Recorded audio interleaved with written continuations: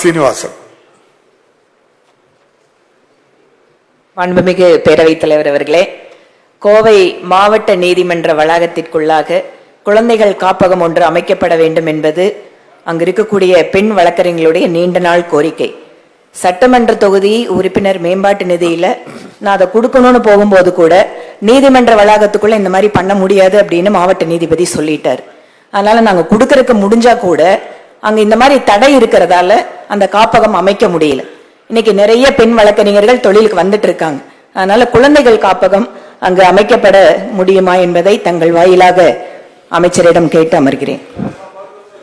பேரவைத் தலைவர் அவர்களே, சட்டமன்ற உறுப்பினர் தன்னுடைய தொகுதி மேம்பாட்டு நிதியிலே தந்தால் நிச்சயமாக உயர்நீதிமன்றத்தில் சொல்லி உடனடியாக அங்கே குழந்தைகள் காப்பகம் அமைப்பதற்கான உரிய நடவடிக்கைகளை நாங்கள் நிச்சயமாக மேற்கொள்வோம். எவ்வளவு விரைவில் செய்ய முடியுமோ அதை உயர்நீதிமன்றத்தினுடைய அனுமதியோடு செய்து தருவோம். செய்திகளை உடனுக்குடனும் துல்லியமாகவும் தெரிந்து கொள்ள சப்ஸ்கிரைப் பண்ணுங்க.